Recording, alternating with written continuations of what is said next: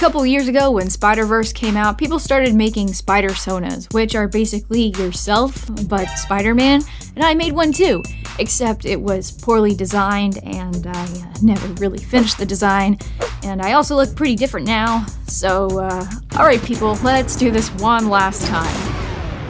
I love Spider-Man. I feel like that's pretty obvious at this point. There is just something about seeing this dork with these glasses and this comb over who can also do this that just speaks to me. In the past few weeks, since seeing No Way Home in theaters, I have rewatched the Raimi trilogy, rewatched Spider-Verse, played my way through the story mode of Spider-Man Miles Morales, and I am now working my way through all 6 of Tom Holland's MCU appearances.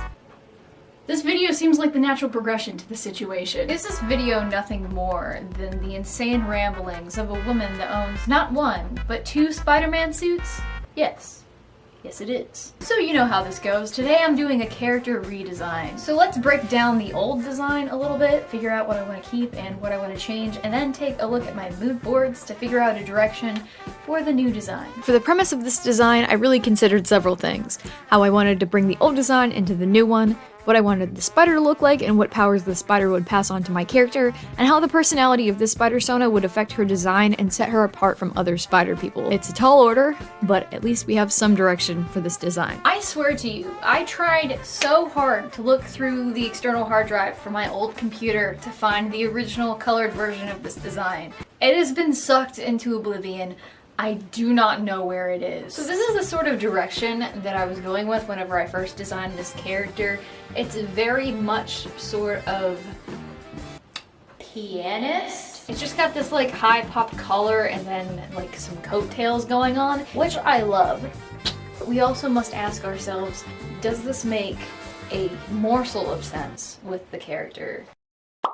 I think that I can incorporate some of these old elements into the new design and make them a little bit more aerodynamic and practical and, you know, make sense. Color is going to be a struggle for this because I don't really have any signature colors that define me other than primary colors, which are just already Spider-Man. To gaze or peepers upon my mood board, I've collected an assortment of other Spider-Man and Spidersona designs in here, and then I've also collected an assortment of pretty looking spiders because I don't know about you guys, but I'm a firm believer that in order to design a Spider-Man, you must also have a corresponding design in mind for the spider that bites said Spider-Man. The spiders are just inherently so freaking cool. I mean, look at these guys. Look at him, oh my gosh. Is that not the most gorgeous thing you have ever laid your eyes on? From what I've seen on my mood boards, there is a lot of different ideas to work with and choose from, but I think a driving force for this design should be the powers that I choose for the character. A lot of cool spider powers have been chosen for characters. Obviously, Peter has some very cool powers, but I think the coolest Spider-Man powers have to go to Miles Morales because he's got the Venom abilities and then he can also do cloaking. But I think that Venom and Poison as a concept are kind of underutilized ideas for Spider-Man. So I think that my Spider-Person's abilities are going to focus around sort of like a venomous, almost a vampiric aspect of spiders. I've done a lot of research, but it's left me relatively inconclusive as to what abilities and spider things I'm going to pick for my character. So I think the best way to begin this character design video is just to do what I do best and absolutely wing it. And by wing it, I mean doing a lot of concept sketches to figure out what the heck I'm doing. Also, if you guys like this video a lot and you like the character design, just let me know and I'll straight up make it into a cosplay.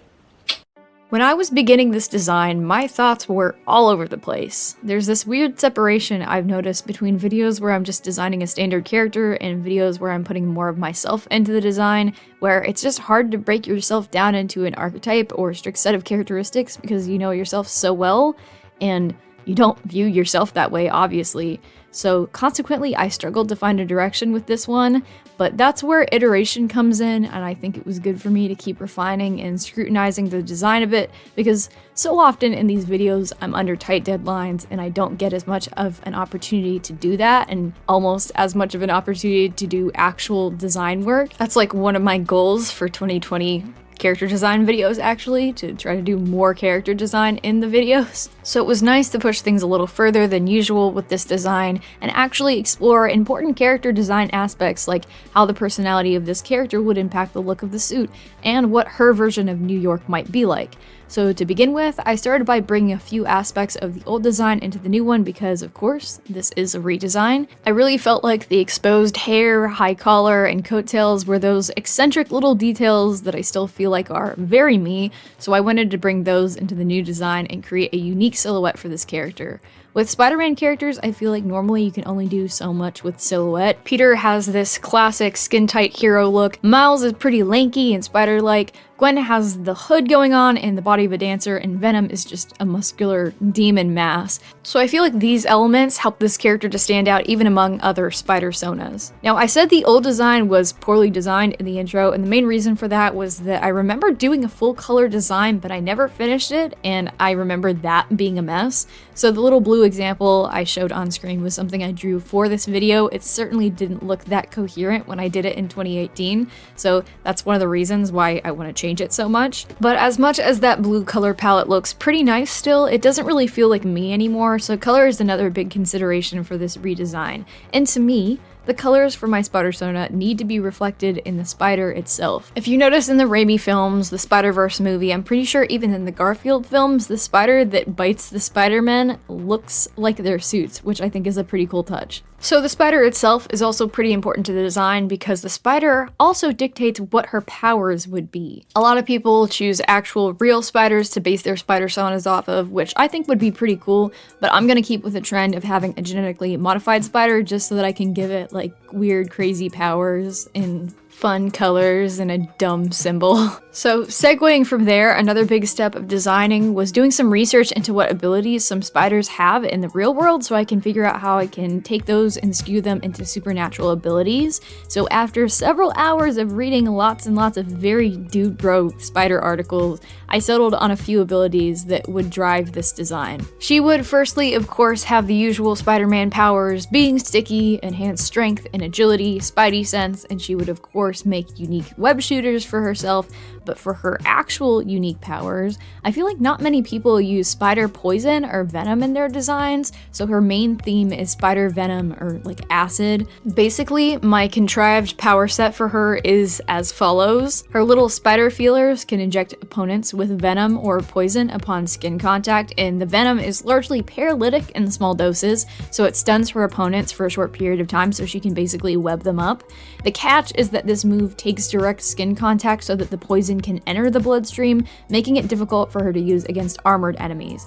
However, this is where her predator sense comes in. Predator sense is an idea that I found on a forum. It was posted by a user called Strider1992. I'm trying not to copy it completely, but it's basically an upgrade to spider sense inspired by how some spiders instinctively have the ability to detect a prey's weakness and exploit it. So in addition to normal spidey sense, she's able to detect weaknesses in opponents, structures, and especially armor and exploit them, allowing her to use her paralytic venom more easily and web up her opponents. The downside is that to use predator sense, she's got to grow a few extra eyes, meaning that in most cases, she looks pretty terrifying unmasked in spider form. This is actually plot relevant and leads to a relatively strained relationship between her and her version of New York. Every spider person needs their corresponding J. Jonah Jameson, and I am sure that there is some tinfoil hat wearing Mother's Basement podcast dude out there in this universe trying to take her down and expose the fact that there is a hero inspired by one of the world's most prominent fears, saving New York. Anyways, to get back on topic, her ultimate move would be a Venom Punch or Smash, inspired by Miles Morales' bioelectricity Venom Smash from the games, where he can just store up electricity and then punch his enemies. Similarly, her suit is designed to store up her natural venom or acid or whatever you want to call it and release it as an aerosol paralytic or as like an acid smash attack whenever it's at max capacity. Where does her acid venom come from, you may ask? I've played around with a couple of of different ideas, but I think the most interesting one is that it's basically laced throughout her bloodstream because I feel like it just adds more to vampire motifs. Do not try to get a blood transfusion from her. You might die. This venom attack is definitely a finisher because it's pretty draining, and if she goes into a fight with low energy and overdoes it, she can come close to passing out, in which case her best option is retreat. However, her main defensive move is to create a dummy spider, which is basically a static clone of herself that serves as a diversion while she blends into her environment and slips away. However, another catch is that the clone only lasts as long as her opponents are under the influence of her venom because it's essentially a hypnotic side effect. Hypnosis and sort of horror illusions could be like a level up type ability that I could play around with this character, because since she's very much inspired by horror tropes, I feel like it would be very fitting. Anyways, her cloaking ability is still pretty sufficient for escape, but it doesn't hold up to the movement as well as Miles' cloaking ability does. If the light catches her the wrong way, enemies can still see her, so even though this character is OP, I'm trying to enforce some weaknesses. I'm just having too much fun over here. Finally, to top it all off, she's a spider after all, so she can grow 4 additional appendages and then shed them when she's done, similar to how a spider sheds their exoskeleton.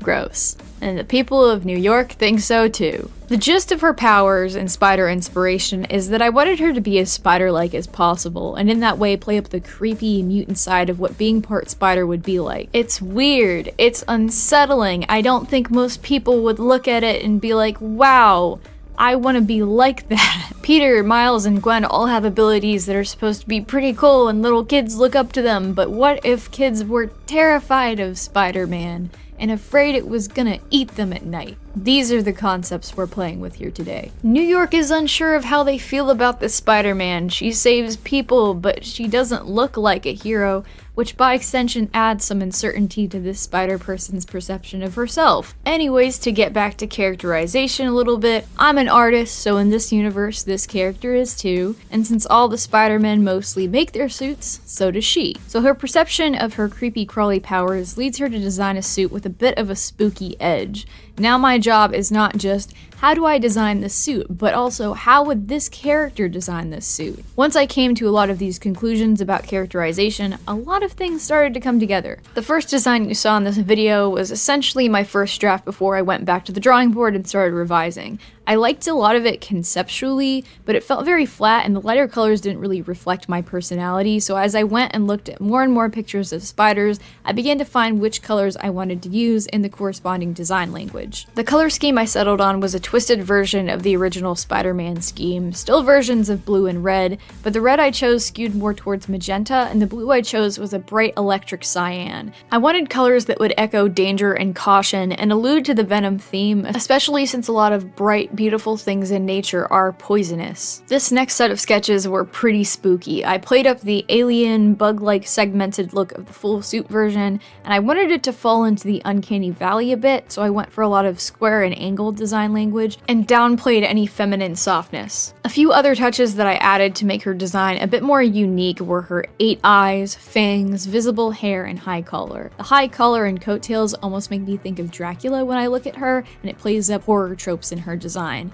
along with the eyes and teeth, because, you know, eyes and teeth. And I think the visible mohawk situation is kind of a cool touch and alludes to her punk fashion from her casual street clothes and also reminds me of how hairy some spiders are. And finally, because I couldn't get enough of horror tropes, she also has claws. This is partially a dig at myself because I keep my nails way too long and people in my household refer to them as claws. To discuss color a bit more, the exact layout of the colors on her suit certainly took some refining. As you could see earlier, I did several different color mock-ups and this balance ended up being my favorite. I tried to take more inspiration from actual spiders, but the red and cyan duo just ended up being the most me. I didn't want the placement of the colors on the suit to get too busy, but I also wanted the design for the suit itself to fall somewhere in between Miles and Gwen because the character draws a lot of inspiration from both of them, but I also wanted it to look artsy and messy and hand-painted to set her apart, although I'm definitely stealing a bit from the scene in Spider-Verse where Miles paints his suit, but it's cool as hell, so I don't care. As much as I like how it ended up coming along, I feel like I should have tweaked the design of the suit a little bit more because I still feel like it's just a bit too busy for my taste. I mostly use the same design for the 8-armed version of her, before, but removed the red from the upper arm to simplify it a bit. As for how there can be a suit on her arms when she just grows them afterwards,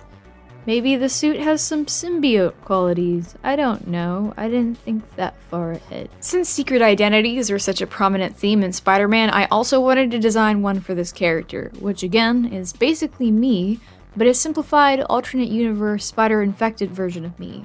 So she's basically a weird loner art student who moonlights as a spider and listens to Bad New Wave. And I wanted her design to reflect that. So I gave her first casual look a pretty simple outfit, a graphic tee that echoes her spider's design, she probably even made it herself, some denim shorts, a red flannel tied around her waist, these weird pink Doc Martens that I found in a thrift store and purchased on impulse, so I actually have these, and a backpack stuffed with art supplies. It's pretty simple, but it fits that thrifty broke art student fashion sense. Of course, since this is inspired by the Spider-Verse era, she also has to have a streetwear look that she wears over her suit, especially whenever it's freaking cold. Does Spider-Man wear long johns under his suit? It's gotta be drafty. I have to know. So for that look, I gave her a little bomber jacket hoodie that she wears under a leather jacket, both of which are variations of garments that I actually own, and then I just kept her flannel, denim shorts, and docs. This outfit is remarkably close to the ensemble I wear whenever it's cold and I go outside on walks,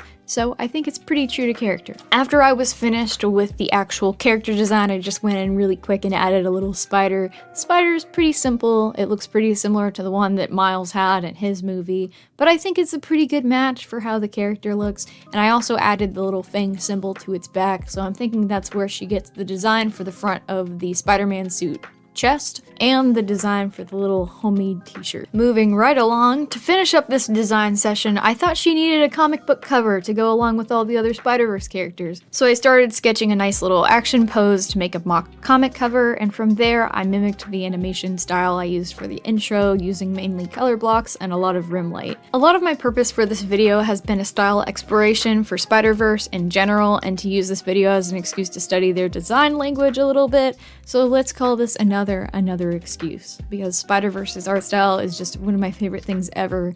The concept art is just so beautiful. I wanted to keep this pretty quick and simple, but I wanted it to echo all the gorgeous concept art for Spider-Verse that you can find in the art book, so I also turned this into a study of sorts, but it also gives this character a world to live in that's beyond concept sketches on a page.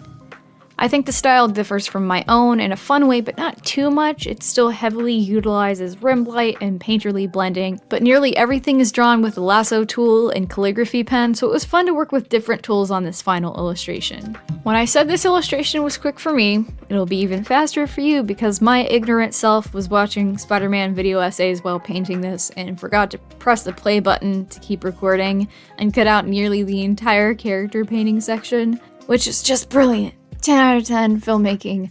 I am a professional YouTuber. I'm so sorry. Anyways, I just added some fun text here at the end.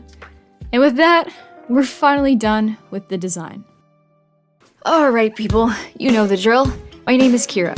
Just Kira. I was bitten by a radioactive spider, and for the last 8 months, I have been the one and only Spider Fang. You know the rest. Took down some crime lords, got accepted into art school, got the daylights beat out of me. A lot, actually. My New York doesn't really like me. They think I'm a monster. But even though they try to take me down again and again, I'll keep saving them. Someone has to try to save this town, because, unfortunately, I'm not the only monster.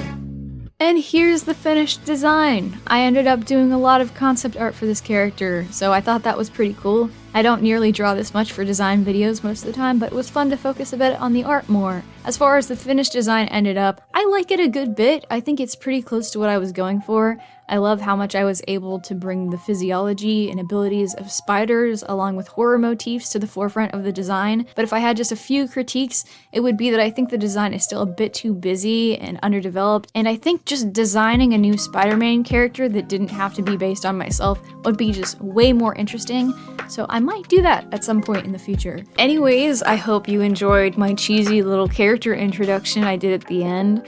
All the animatics I got to do for this video were very indulgent, and I loved making them. so much. I barely ever get to do animation, let alone sort of dramatic, flashy animation. So I'm probably gonna be doing more of that in the future. It was a blast, so stay tuned. Welcome to the end of the video. Hope you guys enjoyed watching me be really indulgent about my love of Spider-Man this week. Just so you know, it's probably not going to end anytime soon.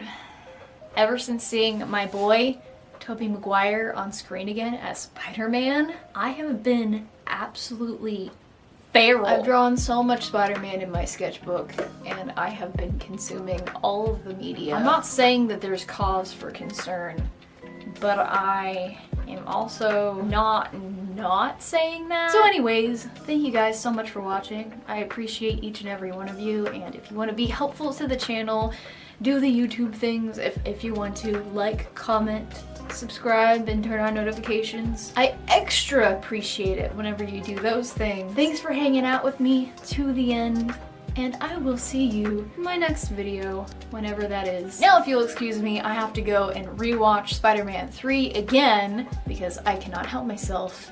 And no, that is not a joke. But it is very difficult to balance in this position.